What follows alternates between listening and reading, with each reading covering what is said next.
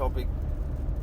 I still feel pretty good though, because you and me, because we've done so many rockin' gigs, that I don't think any kid now will have that ability to do all those rockin' gigs. So I haven't seen, you know, does anyone know any, I don't want to, we've actually spoken about this before, but to stand up live and do 100 shows in a couple of years. Yep. You can still be 60 and still be that kid on stage, but the kids now will never get to do 50 shows in a year, sort of thing. You know, they'll never get to do 30 shows a year. Like the normal backyard kids around where we are now. You know, there's just aren't that many gigs. Well, I was thinking about this the other day, that when you've been playing live for a while and then the whole sort of record company machine comes along and you go, oh yeah, they can do all of this for me. That's the way you're thinking the seesaw's way down, that they've got all of this stuff they're going to give you. But it took me years to actually realise that the groundwork we'd done was just free advertising for them to come along and go, okay, now we'll take that as our product. And we'd done all the hard work and they were getting something for nothing. Yeah. You'd built the product, you'd honed yours.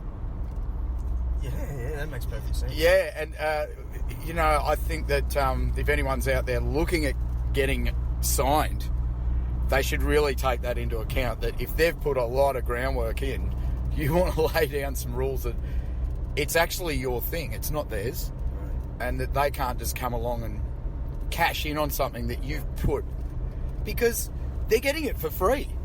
Yeah. What do they actually do though? Because I don't know. We were never signed to anyone. So what someone said it's basically like a bank. So if you found someone with 100 grand, and with your mind, would you go, oh, all we need is this guy to do this guy to do this guy to do this, and basically like 3 people with that 100 grand, could they do that? Or is it more the image, oh my God, they're signed with Mushroom, that gets you more stuff? It depends how far afield you want to think. I think that if you want to make it overseas and all of that sort of stuff, the big machine can be very good for you. That being said, I think that there are some Australian artists that go overseas and have had some really, really great success without that machinery behind them. Yeah. Just through these more modern promotional tools, social media, blah, blah, blah, you know, that there are other ways. And,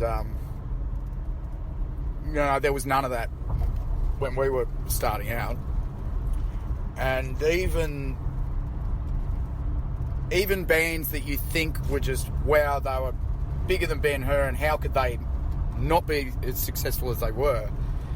If you look under a couple of rocks and do a bit of reading, you find out that it didn't happen that easily for them. I mean, a couple of bands that spring to mind are Kiss, who everyone just thought ruled the world. But I've talked to Paul Stanley personally at length, you know, for like an hour and a half. And he was saying it would take us 5 12-month tours of the States to get $1. And that's kind of scary, because you know that he knows what he's talking about. Yeah. And, you know, that they were a band that people look at, that they were just instantly rich and famous. And it wasn't like that for them. Yeah. The other one that springs to mind is Queen. It took Queen 10 years, I think, to make it in the States. But then they were the superstars that they were.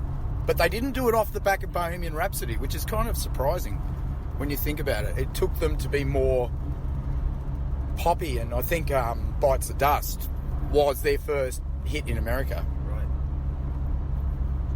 So, yeah, what you think you're seeing and what's actually going on in music can be really far apart. And you know, I hear sometimes now that the kids do good, and every now and then I'll go to some sort of thing and you see the same sort of rock guys, but then all of a sudden some half folk band that you go, how do they you know, how do all the kids I grew up with, they're all about rock and you know, but there's a whole breed, a whole generation of where folk was kind of cool, and harmonies like 3 dude harmonies with their long hair and their guitars up high, and it doesn't rock at all, but you go, whoa, it's like they were sitting in the lounge room a million times more than our band did back in the day, where we just go to the rehearsal room, and try and make, look at these guys walking on the freeway. Wow. Like gangsters. Feel old now? Yeah. That's the, Yeah. That was one of those little tells on it. We're shaking our heads going, bloody teenagers. What do you think about Adidas stripes and trackies? Oh, mate. Bum bags? Oh, when I was at high school, it was definitely an act of defiance if you wore Rome sneakers. Remember those? The blue stripe and white, real tennis sort of shoes. Yeah. And if you wore those to school, you're a larrikin, And it was volleys for us. Yeah, and but this thing about the folk music, I think that it's only ever just a matter of time that if you're getting indoctrinated with, I'm not going to say duv, but electronic sort of music, suddenly when you hear something that's created, by an acoustic sound, like the voice, the voice, acoustic guitar, drums, whatever, there's something so much more, it's an organic thing, I guess, and it taps into your sort of something more tribal, I think. Something beneath your consciousness that you like it, but you don't know why. Whereas I saw something interesting last night. That the Cooley Hotel, great place, right? Chippy works there. Everyone loves the Cooley.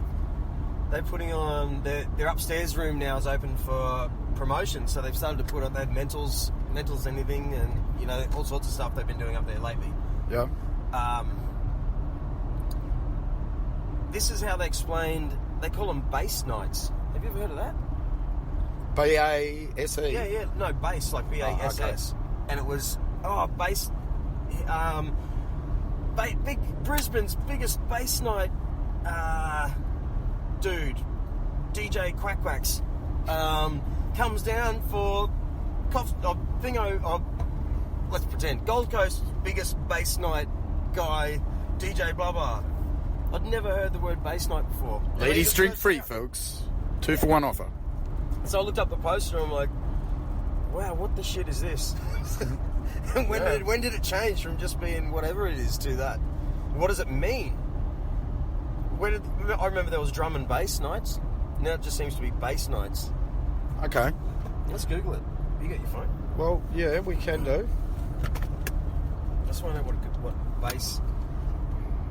Okay.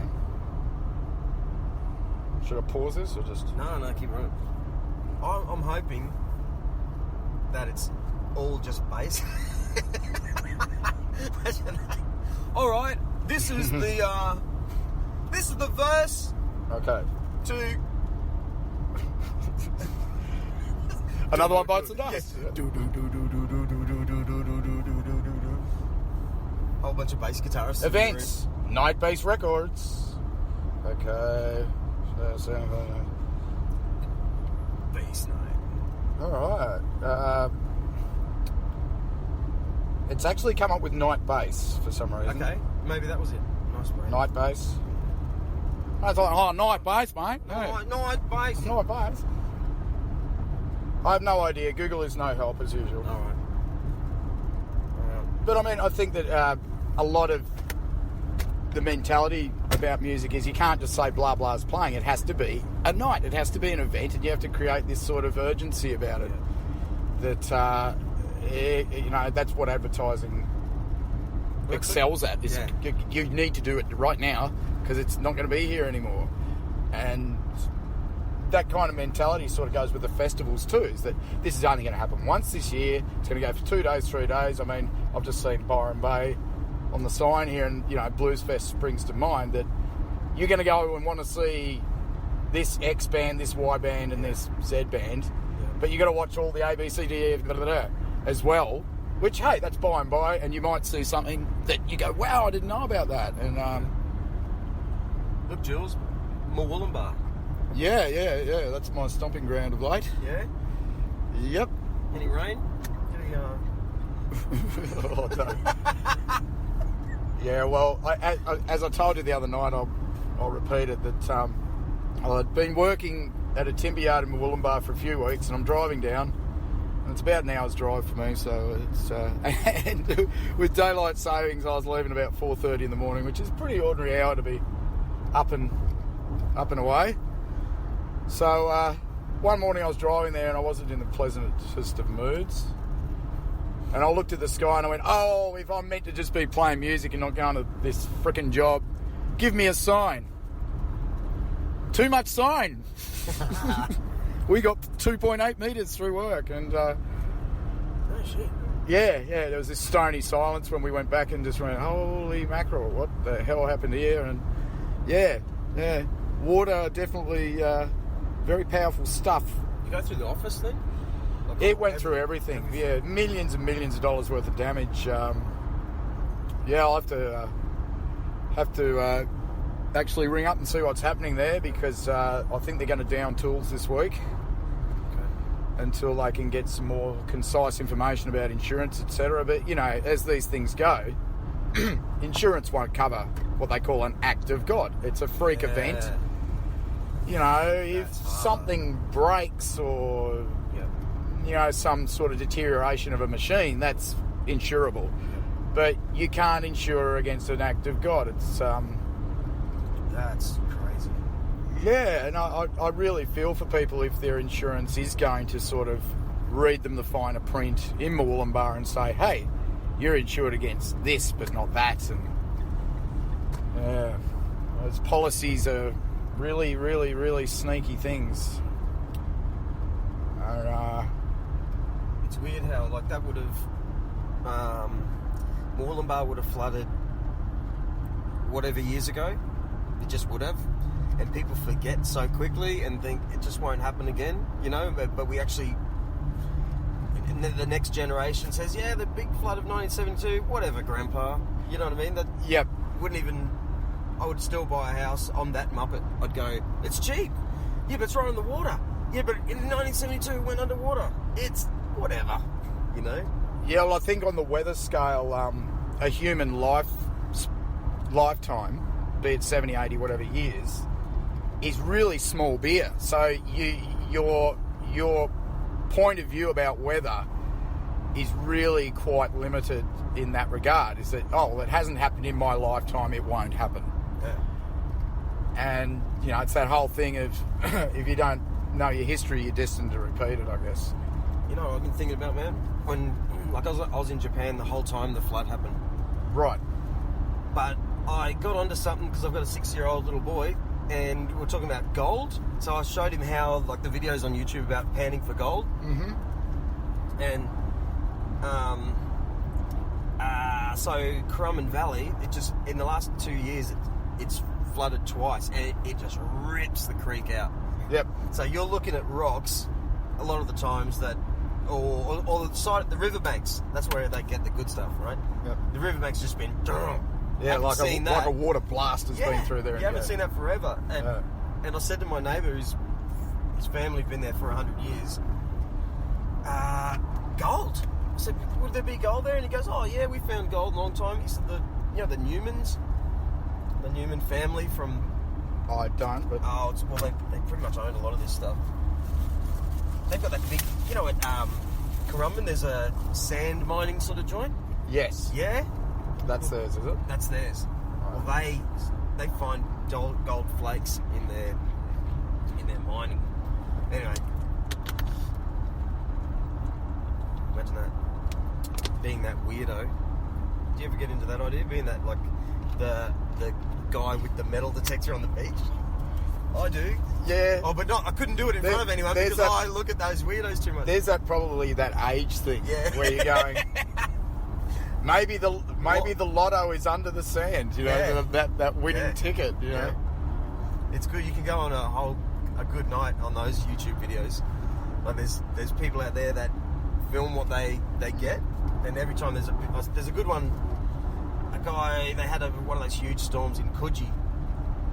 And he went, look at this, all the sand's been ripped out, and he found, it's all crap, basically, like a few $100 worth of stuff, but damn, it was interesting, man. Yeah, well, that thing about a few $100 worth of stuff.